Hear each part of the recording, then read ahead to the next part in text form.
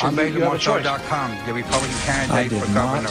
Have sexual relations and with I realized that this is something he is We're not going to be able to solve our problems if we get distracted by sideshows and carnival barkers. One Republican, one Democrat, and you discuss the issues that matter in today's local, state, national, and global politics.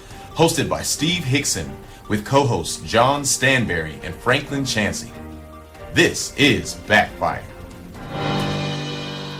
All right, welcome to another edition of Backfire with John Stanberry and Franklin Chansey, and of course myself, Steve Doball Hickson.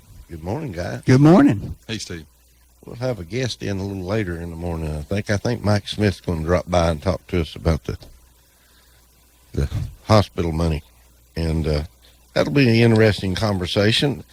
Let's start off talking about the utilities. Do we need someone representing from the county on our utility board? Well, we always thought we had someone. We talked about this last week. Yeah, obviously the people ought to be represented as much as they can. Well, let me ask you something. Would the people that are already on the board, are they not Bradley County? Well, they are, but, I would argue, too, that I think maybe there should be a sunset provision on some of these boards and all, so that they rotate around and you get new ideas rotated in sometimes. So in other words, have a 3-5 year term or yeah, something? Yeah, something like that. What's your opinion, Franklin? Cleveland Utilities is a hybrid of quasi-government. Quasi-government. It didn't operate the same way the government does. All in all, I think they've done a reasonably good job. I don't have any particular opposition to there being a member of the county commission on the thing. But if you're just talking about the county commission appointing some other citizen to serve on it, I'm not sure what the difference is between what we have now and. Well, I think part of this is probably the integrity of the county commission. They thought they had an appointment. An issue came up where they discussed some things going on with the utility company, and they found out they actually don't have an appointment, which means they don't have any say. And I think they felt like maybe, they always thought they did have that appointment, and then when they didn't, they thought, well, maybe we should. And, I agree. I think the utility company's done a good job, and I think the men and women that work over there do an excellent job. However, having said that, they are a monopoly. And a monopoly really doesn't have a whole lot of reason to have to cooperate a lot with the people. What are you going to do? You can't run your home off solar panels. You can't afford to buy enough to run your home off solar panels. You can't produce enough energy to live the way you've become accustomed to live with a windmill or a solar panel without just a tremendous amount of money outlay.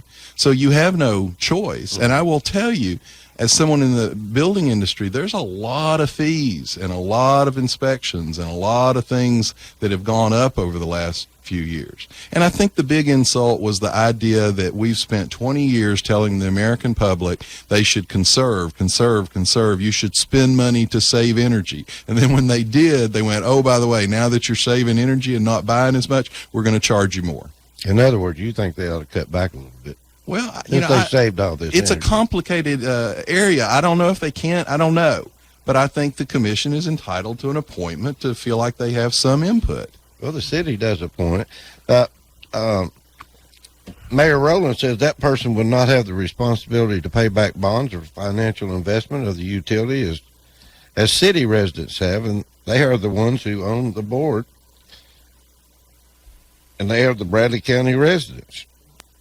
So now we've turned this into another contest between the city council and the county. So once again, instead of just focusing on how do we provide the best service to everyone, we've got to say, here's my pie, that's your pie. Don't reach across. Okay, but that works in both directions. Was there some problem with the way the board was functioning for Cleveland Utilities? Was there?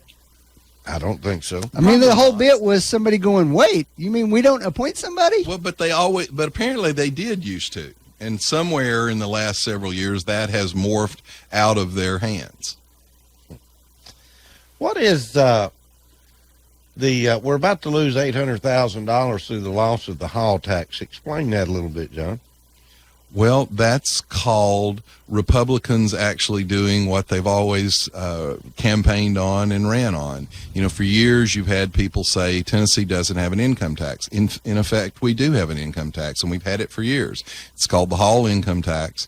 It's on interest income, which means it hits seniors much harder than other people. People who have retired and are living off of their retirement funds, you know, their interest income off of their 401ks and things like that, they have to pay, it's over 6% tax on that. It's a state income tax.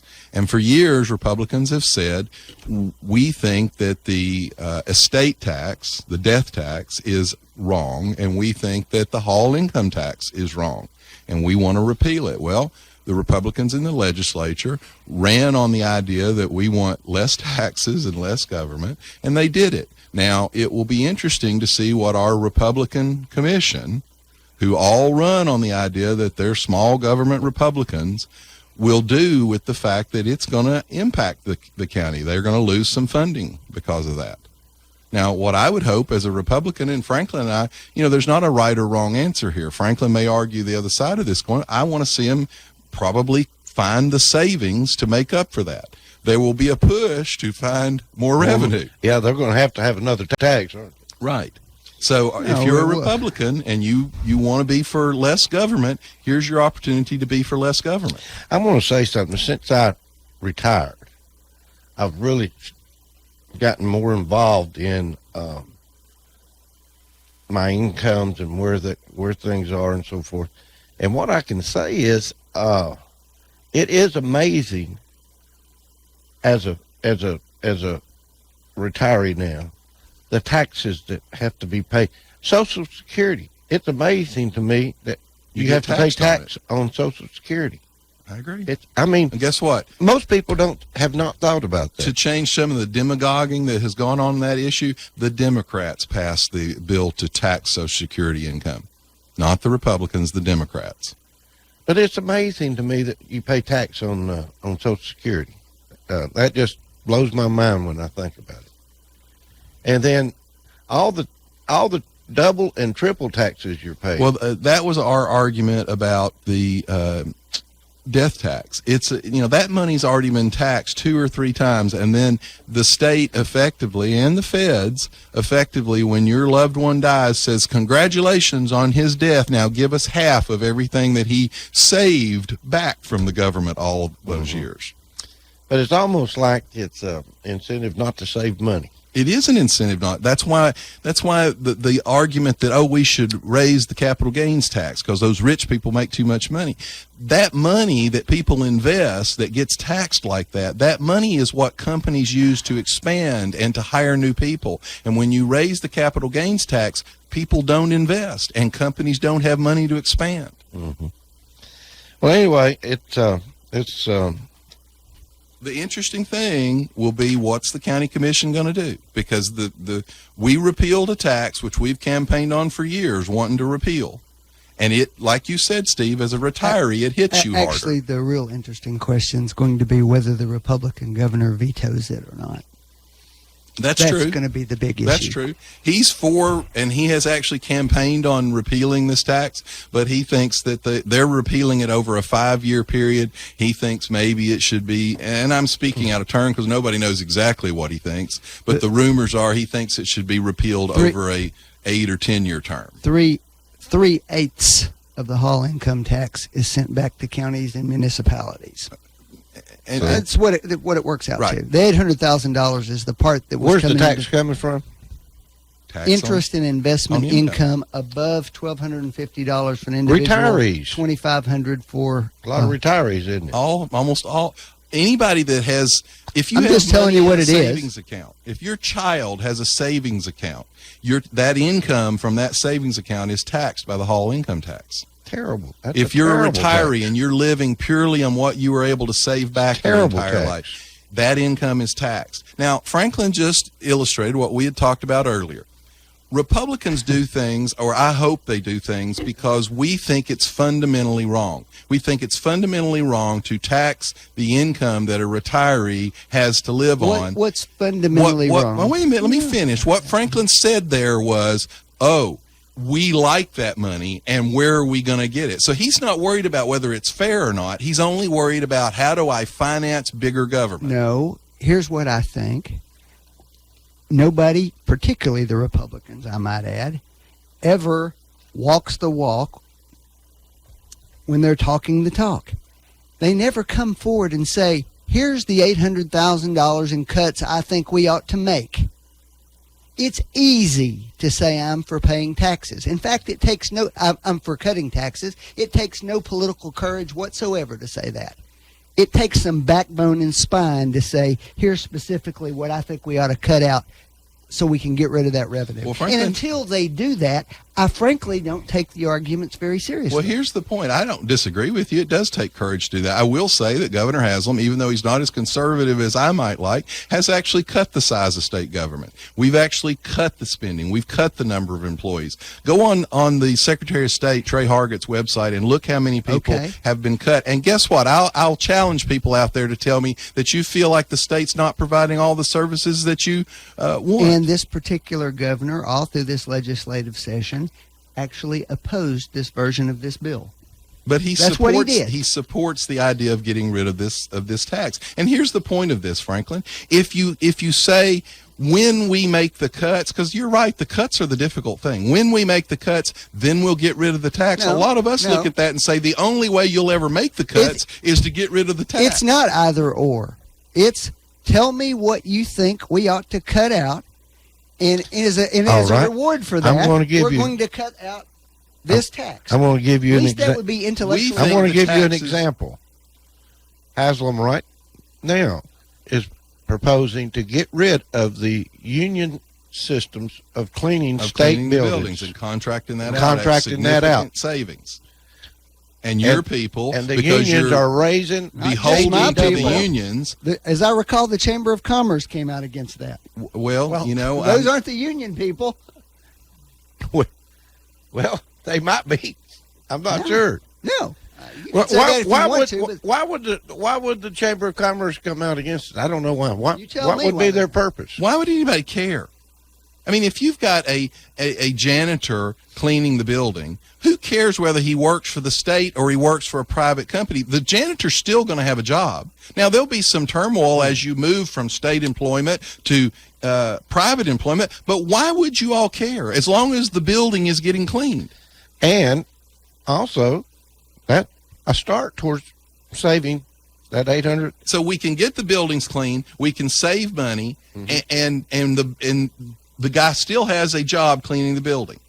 Why is there a problem? Well, the problem is because the unions pay big money to the Democrat Party to protect their employees. It's pretty amazing how... Well, since the Democratic Party isn't in charge of any area of Tennessee state government... But you all are the ones that are fussing. The governor put forth a smart proposal. He didn't put it forward to let's do it right now. He said, I want to look at this. I want to study it. I want to see if there's a savings to the taxpayer. And immediately the liberal progressive lobby burst into flames. Well, I'm glad to see the hall tax going away. The sooner the better. Well, again, you need to make sure that your county commission, instead of saying, where do we get more money, says, where can we find the savings for this? Be sure to tell all your county commissioners, ladies and gentlemen, to get rid of the hall tax. Don't replace it with just another tax. And don't replace it. That way, your savings accounts might not be taxed one less amount. What about Obama summit? The Obama summit he went on. And what about summit? It's the farewell tour. The farewell tour. The farewell tour. Saudi Arabia summit. What good could he possibly do over there? What about sending the 250 troops? What's that all about? Well, they're going to wear slippers, so they're not boots on the ground. They're just slippers on the ground. There's soldiers in harm's way, and don't make fun of them, John. Well, I'm not making fun of him at all. I'm making fun of a president that lives to make a statement and then violate the statement. And you and your people, who you claim to be so anti-war with the Bush, why aren't you fussing that he's putting more boots on the ground, even though he said he wouldn't? First of all, why aren't you upset about that? First of all, John, that would be a misnomer. I, in fact, supported President Bush when he made that decision. All right. And I'm outraged that he lied to me about all right, it. So let's not aren't you compare outraged those two. that the president has lied to you now? He said no boots on the ground. Tell me these aren't boots on the ground. No, John. Are I'm these not boots outraged. on the ground? I'm not outraged. Are John. they boots on the ground? Yes. John, don't ask stupid questions. Are they or not? Yes or no? Yes, John. Then you did feel he better lie now? to you? Then why Shut did he up, say, John. Why did he say no boots on the ground? John. Franklin? Why did he say it? Because at the time, the conditions Has didn't he mandate corrected it. his statement yet? Why would he have to correct his statement to do Because something? liberals like you don't hold him to the same That's standard. That's That's why. You are such hypocrites. I am not a hypocrite. Yes, You're the you hypocrite. are. He put boots on You the ground and everyone when he in your said he party. would. Now, wait a And minute. you Exactly will that. not say that he's wrong. This is your problem. And I've been saying this from day one because you're so controlled by hatred that you can't see I'm the not the forest. one Yes, you are. fuming right now. Yes, You you are. are, John. Every time this I'm president. laughing. No, You're fuming. You're laughing. And I'm the one with hatred. Yes, you are controlled by hatred. I want to say There's something. no. Why Wait a in the minute. world Wait a would minute. Everybody anybody stop think your yelling. party's gone irrational, We're John? all civil in here. Let's be quiet. No, here's the facts. Every time this president does something, every single time. He tells no, everybody. No, No, he tells everybody. Every time about this president does something that somebody in the Republican Party previously thought he needed to do, they then make fun of him for doing it. Wait a minute. Oh, wait a Why? minute. Wait a minute. Because you don't care about right or wrong. You hate the man. I don't hate the man. Down in your soul. I don't hate the man yes, at all. you do. Maybe you're projecting, You do. Franklin. I'm not projecting Maybe you're anything. projecting. You all are I rank don't hate hypocrites. the man at all. You're I disagree with the man. And but you have no backbone at all. I have plenty or of any backbone. principle. Can I talk, please? I would like to say something here. Why announce you're sending 250 troops? Why do we announce it? Because it was part of an announcement where several other countries were adding some troops also. Well, his spokesman, Franklin, when he was asked, "Is this boots on the ground?" said no. But I don't know why you even tell about 250 troops. I mean, why would you even announce that? It's like Trump says. All he's doing is telling them they're sending 250 more people and they just put a target on their backs. He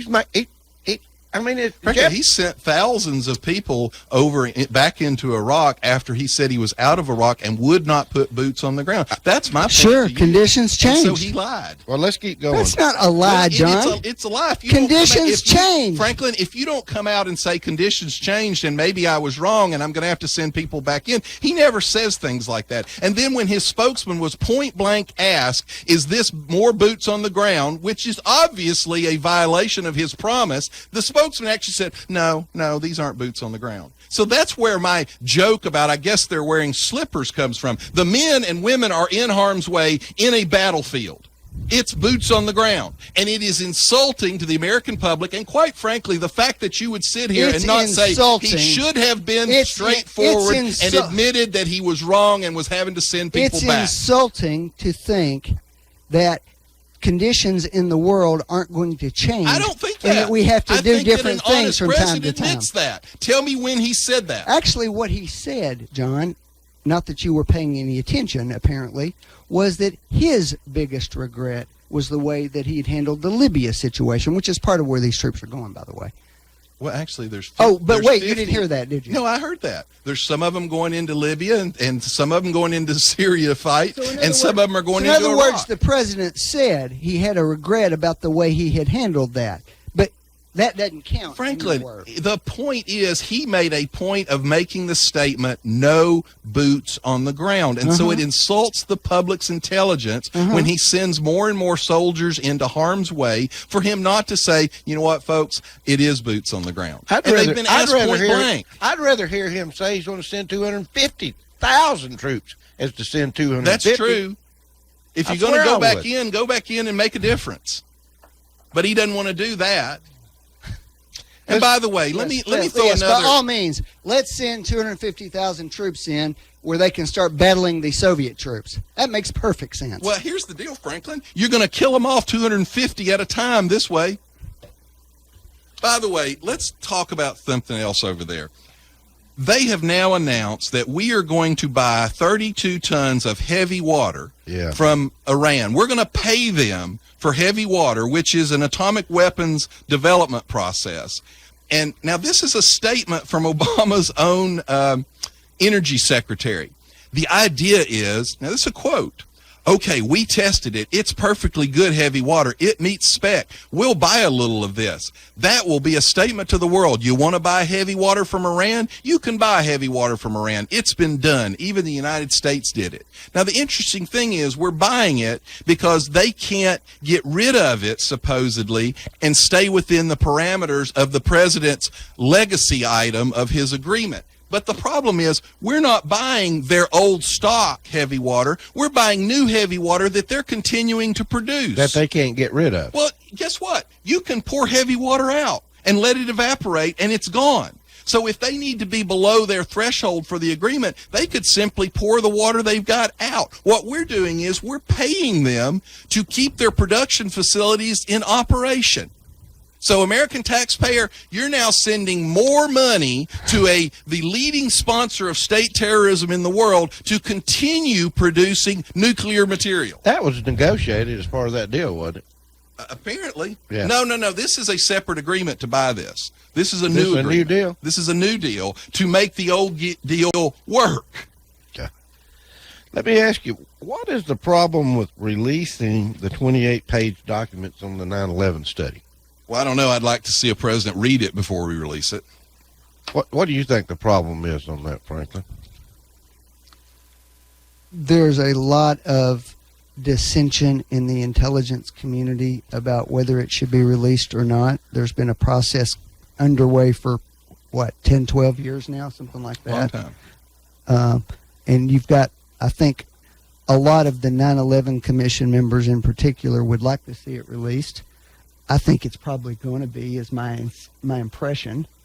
Well, the point, it will, but the point is, do you release it now or 20 years from now? Well, sure, but I suspect it's going to be relatively soon. That's my belief. You know, one of the concerns is it's not a perfect world, and we have to deal with the Saudis, even though I think more than likely this material indicates that there were some pretty high-ranking Saudis that not only gave support, but probably had an idea that there were at least bad intentions involved. The question is whether or not those folks rise to a level where it literally involves a government or not, and we don't.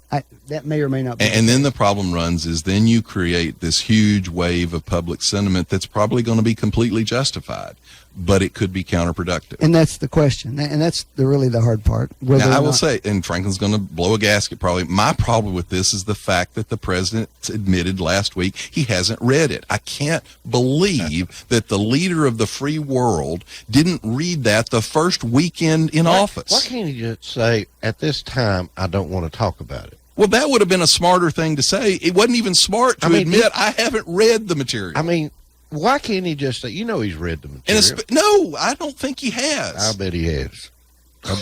28 pages, I'd say he's read it. He indicated he hadn't. So he's either lying then or he's lying now. He just didn't want to talk about it. I think that's the difference. He didn't want to talk about it. Well, I would respect the man a lot more to say, I've read it, and as president, I don't think it's appropriate to talk about it. And I'd have gone, okay, that's fine. What came out of the Saudi Arabia summit that they had over there? Anything, you think? Next to nothing. Anything, Franklin? Come out of it? Oh, yeah, there wasn't supposed to be some big development. Yeah, I don't think it had The whole a huge... idea was just to understand we've got some real competing interests amongst our quasi-allies in the region, Saudi Arabia and Turkey in particular. And it's really a thorny place right now. I mean, it's hard to figure out what the best thing to do is. You mean it hadn't gotten better in the last 7 years? It's gotten better in the sense that they're working together more so in the ISIS battle now than they were before, but it's still a problem. That's why people started mocking it as a going away tour, well, because there wasn't a lot on the agenda. I mean, you've got Did you hear the Saudis are supporting the Kurds, which Turkey- we should have been doing all Turkey along? is opposed to that. The Kurds are helping in the ISIS battle. And the Kurds are the toughest Turkey fighters is in the providing region. some other support against the ISIS battle. So there's just all these competing factions over there, and it's very difficult. But the sad thing, Franklin, is that if we had supported the Kurds, they wouldn't have had to go to Saudi Arabia. They went because we have told them for about 4 years that we'll send them arms, and we never did. If we support the Kurds too much, that props up the Islamic factions in Turkey more. That's the difficult question, because the more moderate elements in Turkey who we want to support also oppose the Kurds. You're right, in a even playing field. But at the time the Kurds were asking for our support, they were being slaughtered by the ISIS people. So I suspect, had we given them arms, most of those arms would have been used fighting ISIS because they were being killed by ISIS. I want to change the subject just a moment. I want to talk about United Healthcare getting out of the Obamacare Yeah, because they situation. lost $1.1 billion. What do you think the future for this is going to be? Well, what the numbers are showing is that the population of uninsured people who've been covered by it turns out to be far sicker. No, I'm serious. Well, let's listen now. No, that's what United Healthcare said, so I don't know why you're laughing. I'm laughing because that's what we said 7 years ago when he passed it. Consequently, Welcome to the party. Consequently, what you're seeing They're sicker. is that, in fact, these are people who desperately needed health care.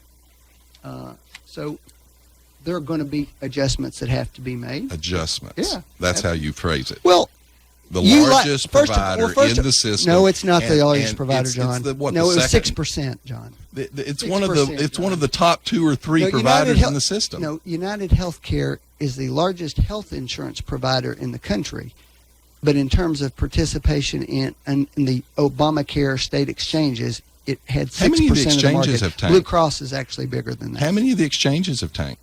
One, Dozens. actually. Actually, dozens No, have John, tanked. That's not true. That is true. I've had it here. I'll bring it back in for you again. You conveniently forget In things. any event, The entire system's collapsing because it's a Well, failure. let me It's not collapsing. it is. It I mean, is I think- collapsing. not. All right, It's then not. what? How many people does Can I United ask Healthcare my next represent? question? What do you think we can do to fix it?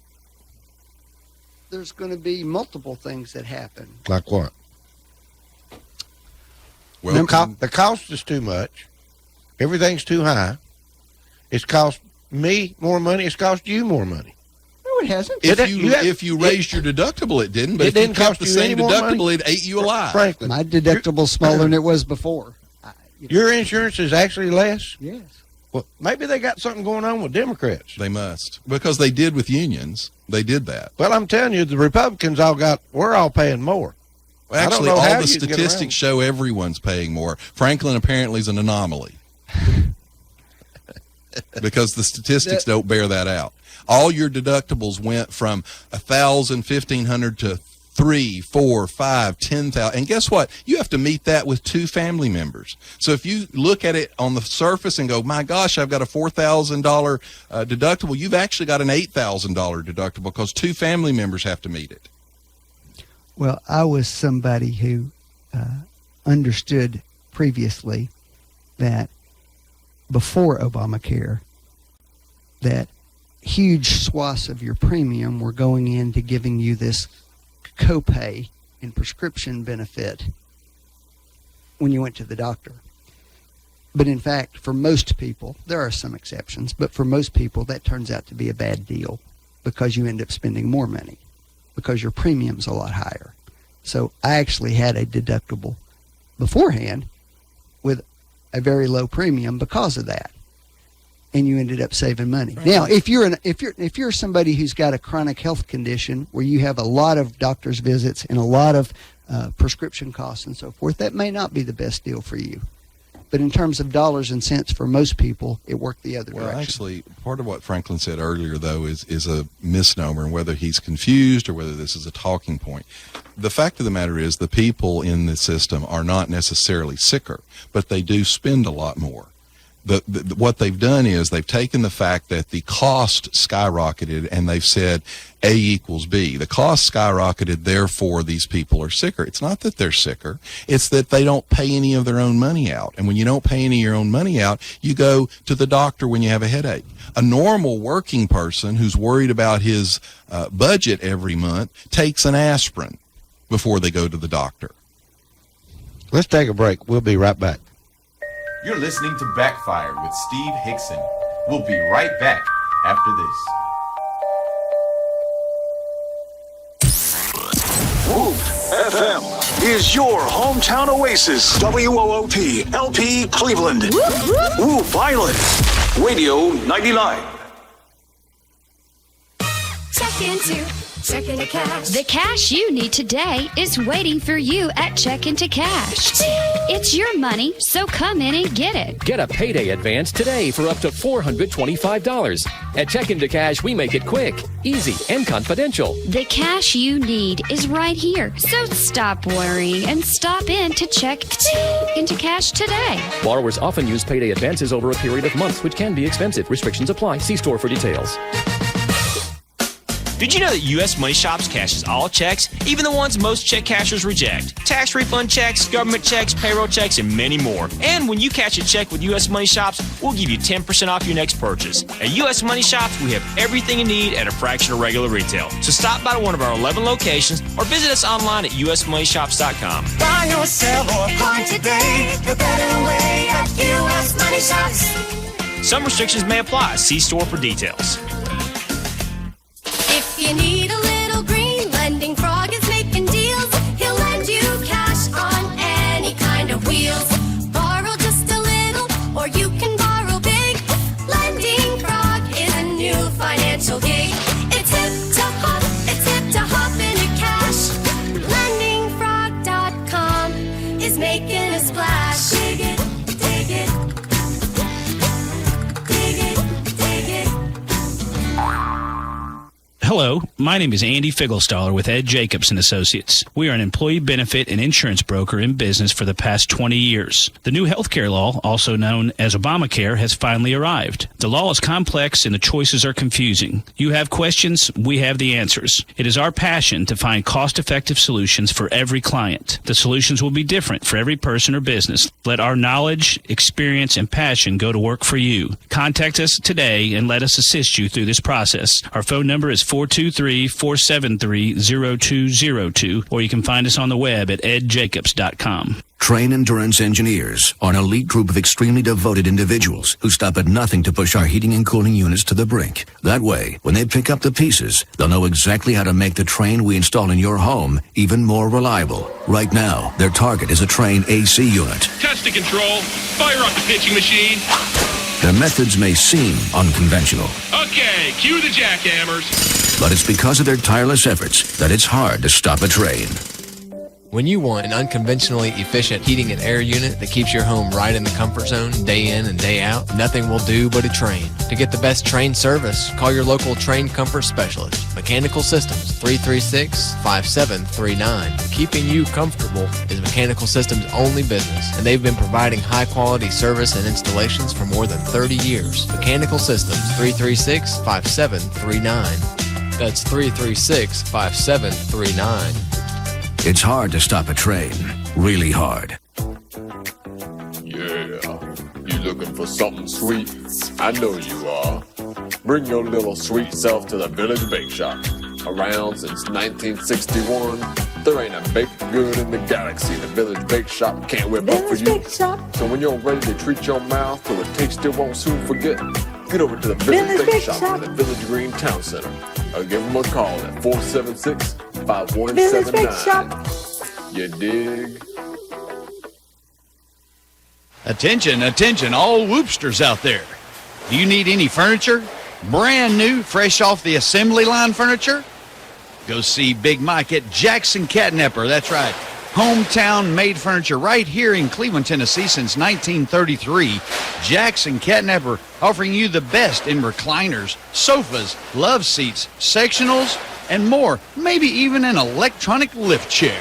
Go out and see Big Mike every Saturday in April, because April is no tax April. That's right. You already have the best prices in town. Buy factory direct right from Mike at 1911 King Edward Avenue right here in Cleveland, just across the track from downtown Cleveland. 1911 King Edward Avenue, just across from the main plant. Or call Mike at 961-7239. Go by and see Mike or call him at 961-7239, and I guarantee you will get the best deal on any furniture in this town, guarantee from ProDaddy. And no tax April. You've still got a few Saturdays left in April. Get over there and see him between 9 a.m. and 2 p.m. and take a trailer, because you will get some furniture. And ladies, mention Whoop Radio, and Big Mike will probably throw in a matching pillow just for you. Go see Big Mike at Jackson Catnapper, 1911 King Edward Avenue in April. Go see him. 2 more Saturdays left. ProDaddy says so. You're listening to Backfire with Steve Hickson on Whoop FM. Call 423-614-5553 to join in on the conversation. Now, back to Backfire. All right, we're back in the studio. Real quick, I'll get started. What do you think? What's your opinions of the cons voting? Cons Prisoners. The prisoners in Virginia, 200,000 rapists, murderers, whatever, have now been not only in prison or no, out of prison. They're out, but he has in block. The former Democrat actually said it was wrong to do this in block. It should be done on a case-by-case basis. But Terry McAuliffe, former DNC chairman, former Clinton campaign chairman, manager, has now... I get the political overtones of that, and I understand the criticism. I'm not even saying it's wrong. 250,000. Philosophically, my view about it is when these folks complete their sentences, the rights ought to be restored automatically. Whenever that is, okay. Personally, some states because I that. think it makes it harder to reintegrate. In Maryland, they haven't paid their fines. They haven't paid their restitution. Well, that's one of the arguments. And they're still on probation. Well, and that's the reason that a lot of people see the blatant political side of this. Because I'm not it could disagreeing have been with done you. through the legislature. The former Democrat governor actually said that it shouldn't be done this way, that it should be done on a case-by-case basis. I'm not disagreeing with And the fact that he's so tied to the Clinton machine. Now, I will say this, just to start the campaign off good.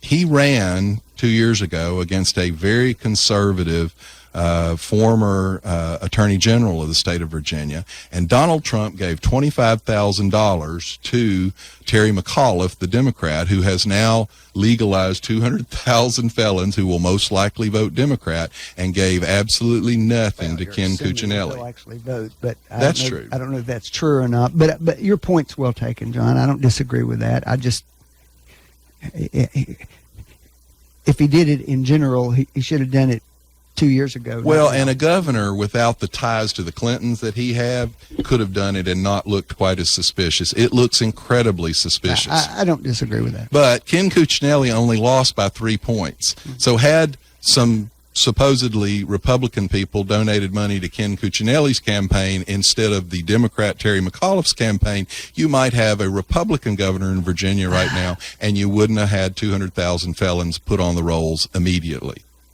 But, you know, hey, that's just a little analysis on my part. All right. Well, the prisoners are going to get to vote, it looks like. I've got to ask this real quick before we get into something else. What do you think about the elections last night? Trump did a sweep last night. John, are you ready to commit yet? No, I mean, nothing changed last night. This was already baked into the cake. Everybody knew what was going to happen with all of these northeastern states. The deciding point is Indiana. If Trump wins in Indiana, that probably is the end of it. Now, theoretically, there's still a possibility in California to stop him, but probably not. Nobody thought this was going to go any different than it did. So it's good. It does help with momentum for him, but it's not anything everybody didn't, Cruz's people said weeks ago, expect a couple of weeks of pretty bad news, that Trump's going to sweep all of these. We expect that. So he's planned for this all along. So the next move is Indiana? Indiana is really the pivot point. Who's leading in Indiana? Right? Well, the polls 3 are points kind of difference back and from when forth. I saw yesterday. The polls are kind of back and forth on that. Do you think the Kasich voters will vote for Cruz? I don't know. That's the big issue right there. It did. There's a lot of evidence that actually did happen in Wisconsin. There's not a lot of warm and fuzziness. Well, I'll give you a good. The Red State, which is actually supportive of Cruz, said that the problem with this is not that it's too late, but that it's too little. And the reason it's too little is because half of it depends on John Kasich, and that's the flaw. Well, Kasich's already got a problem with what Cruz is trying to do. Well, that's my point. Look, the facts are your second and third candidates there. The whole theory of their campaign at this point, whether you like them or not, is just to keep him from getting a majority in the hopes that the delegates will turn away from Trump and vote for him. They will on a second ballot. I'll tell you one thing: the super PACs are spending a lot of money. They are $40 million. Over 40 there's a million. new ad in Indiana right now about the Trump University case, which took some not good turns for Trump this week. So there's a lot going on there. I will say I find it interesting. Once again, that's one of the things I don't like. Now Hillary is the same way. So in the fall, if we get Hillary and we get Trump, we'll have to decide which is worse. But this whole victimhood that Trump wants to play, he had a non-aggression pact in the fall with Cruz. He had a non-aggression pact with Chris Christie. He had a non-aggression pact with Ben Carson. So apparently he's only against these pacts when they work against him, not when they work for him. So $40 million spent against him is good. Is that okay? It is what it is, Steve. It's politics. Oh, politics. Grow a set and learn to compete. Well, let me tell you about my set. Mm-hmm. My set's fixing to tell politics where to go. I agree. He's done a really Trump, baby, Trump. He's done a good job. What you mean? I'll get to sleep late on Wednesday mornings? We're going to see some real change in America. Well, I'm not sure about that. Phony change. I'm not sure about that, but that's my problem with it. I tell you, John, it's so obvious how screwed up our system is right now. Actually, Steve, the system is not screwed up. It's as bad as it can get. First off, it's as bad as the Republican Party, I hate to break it to you, and the Democrat Party are private entities. Nobody has a right. He keeps talking about the right to vote, and he's equating it with the general election. These are actually strategic decisions that are made to try to benefit the direction the party thinks we ought to go. Okay. They're not a public right. But they're not. They're not the way the people think. The voters want. That's in the fall election, Steve. This is a strategic decision. Could you two quit squabbling with each other? We've got a reasonable and rational guest in the studio here. Let's let him talk a little bit. I wasn't finished with John. Well, I want to ask one more question. Sure. After Indiana, yep.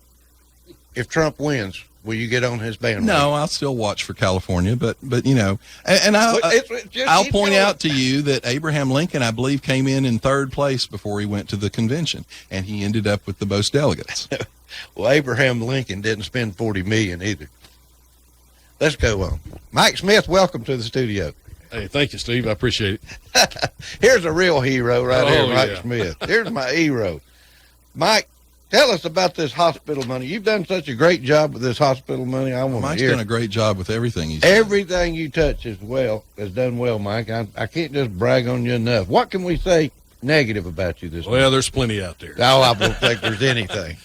You can call my wife. I'm sure she'll tell you plenty. But no, the bill that was passed in Nashville, I want to tell you it was a team effort. When I approached the commission about this proposal, they agreed I should go to Nashville and start discussions there. County Attorney Freiberg and I went over and met with the Attorney General's office, the Comptroller's office, and Representative Howe was the prime sponsor along with Senator Bell. And I'll just say right on top, we couldn't have got it done without those guys' help. We were in one meeting in Nashville, and we were trying to figure out how we were going to frame the bill with the Comptroller's office, and Senator Bell picked his phone up and said, well, let me just see if I can get a hold of the Comptroller. 10 minutes later, the Comptroller was in our office in the meeting with us. Now, let's see. Mike Bell was involved. Who else? Dan Howe. Dan Howe. And the County Commission. County Commission. My investment committee that I appointed back in 2006. It was truly a team effort. All right, a team effort. All right, let's hear it for him. One time. There we go. All right. Well, tell us a little bit about what this is going to mean to Cleveland now. Well, it means a lot. Now, this is the hospital money where Bradley Memorial Hospital was sold. This is the portion of the hospital money that the county retained versus what was given to the United Way. Okay. And what we've got on that we're working under a court order out of Chancery Court, and part of that court order says that you can't spend any of the principal or use any of the principal to reduce that amount through the years. As a matter of fact, we have a clause in there that you have to put 15% back in out of your interest to maintain the money. So that it actually grows over the years. It actually grows. But what it does is I can now go out and buy bonds, buy municipal bonds. They're a state-approved investment. And in our discussion initially with the state, they said, yes, we feel like you can do that, no problem. But there was a time limit, and County Attorney Freiberg worked diligently with the comptroller's office on that, and they did exactly what they said. They were going to make it work, but they could only make it work out to 9 years. And most county bonding issues go at least 15 or 20 years. So what we needed to do was go back and, with the help of our state rep, state senator, they were able to formulate legislation that I initially drew up and they approved, that allows us to expand those terms. Now, what does that mean money-wise? That means that the way it's going to operate, if we have a county project that the county's going to have to borrow money for, they'll get a proposal from a lending source. Then Gary Davis and I, Mayor Davis and I, will sit down and take a look at it. If I can reduce the amount of interest they pay, and on the back end, also increase the amount of interest the HCI fund gets, it's a win-win on both sides. Now, what I've done, I run some preliminary numbers using the low interest rates on both sides that we are now. And I took 50 years. We'll all be long gone in 50 years. Right. But in 50 years, you're going to see the county, Bradley County taxpayers, save millions of dollars based on this new legislation. And also the HCI fund, which John's wife is chairman of that committee, what we're going to see there is you're going to see millions of dollars available in additional funds that's going back out in the community in grants. So it's really good on both sides. Now, there's been some confusion. I had a friend of mine come up and say, why would the county want to invest and get 2% on the hospital money for the next 20 years? That's not the way it works. The way it works, this is an adjustable rate bond. So as interest rates increase, the amount the county would pay increase, just like they would with anyone else, but also the interest coming back to our HCI fund increases also. So we're not stuck with a low interest rate on both sides. It's adjustable rate, just like other bonds the county has. And as interest rates rise, both ends rise. County, and also the HCI fund. So it's going to result in millions of dollars savings by Bradley County, and also millions of dollars of additional grants going out. That's because you're getting the bond money at a lower rate. Right. And that we can spread this out over a longer period of time. Well, in other words, the county will be able to borrow the money to build the school, for example, in this case, at a lower rate than they could normally borrow it. But at the same time, because the HCI fund is effectively loaning the money, they will actually be able to get more than they could get in the market investing. So both sides win. And I want to address something, and it's sort of the base of why Mike gets asked a question like he got asked. When this money was divided up, the county wanted to keep some of it that they would actually be able to hold on to, not spend any of the principal, and invest in the community for our health and our well-being. But what we wanted to make sure was that that money was completely safe. So they're restricted to invest that money in a completely safe manner so that you won't ever lose any of that money. Now, that consequently, anybody that understands risk and return, you have almost no risk to losing that money, so you have a much lower return that you get on that money. People in the current rate, with the economy rebounding, have tried to compare that to the money that went to the United Way. And they said, oh, look, the United Way has earned 4%, 5%, and 6%, while this fund earned 1% and 2%. What they fail to mention, and this is no slight on the United Way at all, but they have that money in the stock market. And 4 or 5 years ago, when the stock market crashed, the United Way actually lost principal on that money. Now, no fault of theirs, But that's what the stock market does. It goes up and you make a lot more at sometimes, but it also can go down. This money is completely protected. You will never earn as much in the up times, but you won't lose in the down times. And people lose sight of that, I think. Well, one thing that's also included in that bill is different counties borrow money different ways. One thing that the comptroller's office did put in there is we can't say we're going to have a balloon payment at the end of 20 years and pay it. What we've got to do is, if we have a 20-year loan or 15-year loan, let's take a 20-year loan, Bradley County has to pay off a 20th of that amount each year. Which is good fiscal policy for the county commission. It is. And and anything that we borrow, anything that I loan as trustee to Bradley County still has to be approved by the comptroller's office. So there's a lot of protections in there. And one thing that happens at our yearly trustee meetings, we have representatives from the comptroller's office that comes in and tells us, guys, we don't care if you make a dime on your investments, but we're going to guarantee that you're not going to lose anything. Not going to lose anything. And then that's exactly what they tell us. And I agree 100%. With this fund here, we can't do it with any of our other funds that we have invested. And usually we have anywhere from $15 to $25 million invested at any given time. Well, I want to congratulate Mike. Bradley County has a unique circumstance here that not every county has. They don't everybody doesn't have a fund like this, but he's been very creative in the way he's come up with this idea. And while I appreciate him spreading the glory around, I think he gets the credit on this one personally. And here, way to go. Thank you very much. I appreciate that. Well, and let me say too, one thing, and Mike can address this because Mike sat on the commission and watched as everybody was concerned the direction the hospital seemed to be going, and they found themselves in a really tight position. A lot of counties, when they sell an asset like that, I'm not going to say blow the money because I'm not saying that the expenditures weren't maybe good expenditures, but if you spend all of that money on a capital outlay or something, it's gone. It's gone forever. And maybe that outlay was a good thing, maybe it wasn't. They had the foresight to say, we want some money set aside that we can spend the interest off of. The 15% return means that it will slowly grow over time, and our kids and our grandkids will still have access to the funds from this to better their lives. It's a win-win. What about the hall tax? You for or against? Well, I heard the discussion, and there will be, I think, an effort to try to replace those funds because Bradley County, and I can just say from my budget, it's pretty tight. Now, I'm not saying across the board there's not places to cut. I hope they are. But it's going to be difficult to lose $800,000.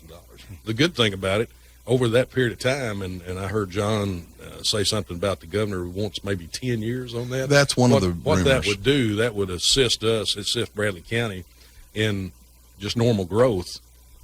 But now, Mike, as I understand it, it's only, we say 800,000, but it's only 136,000 this year, correct? First year. So it's anytime you lose that amount, you really, regardless of where you get it, you're getting it from the taxpayers. And let's Where's just that money hope being spent? Let's just hope the burden doesn't shift.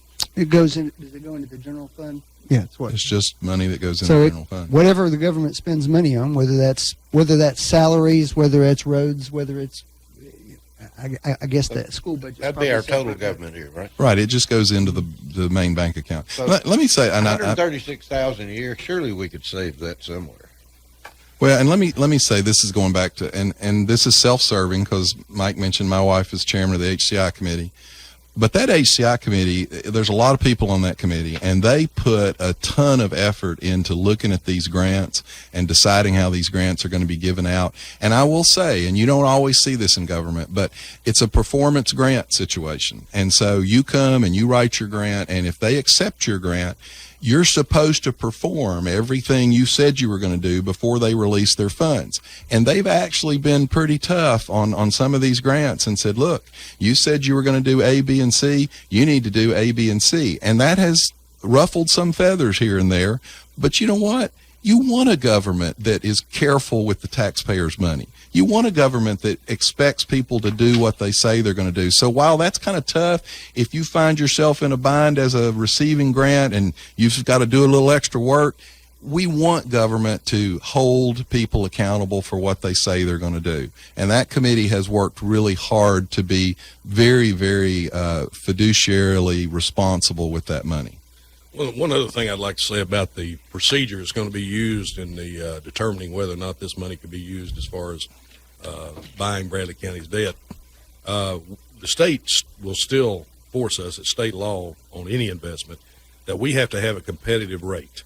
So it's not like Bradley County is going to get a quote from someone for 2% on an adjustable rate loan, and then I can go in there and cut it to 1%. That's not the case.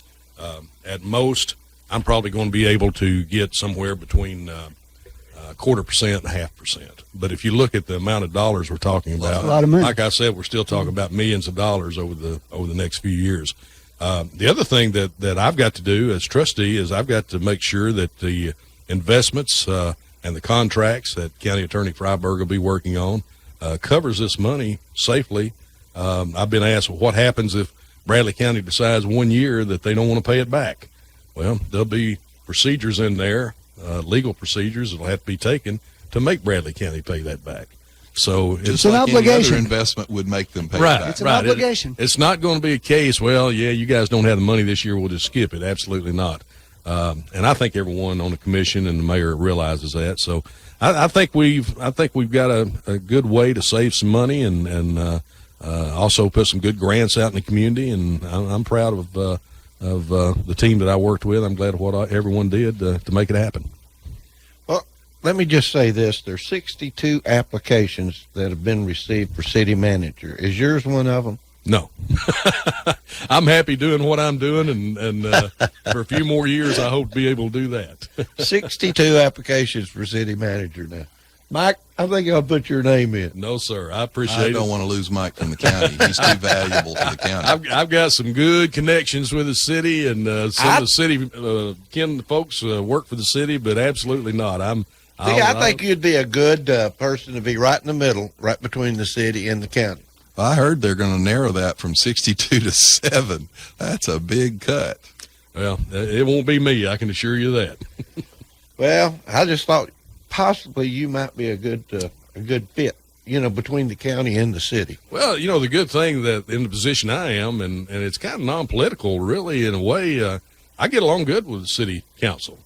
I get along good with the county commission, so I'm kind of in catbird seat, being able to work on both sides, and Janice Castile working with her. So, and Mike's been, I've said this before, Mike's been concerned with the taxpayer. He's never lost focus that he works for the citizens of Bradley County.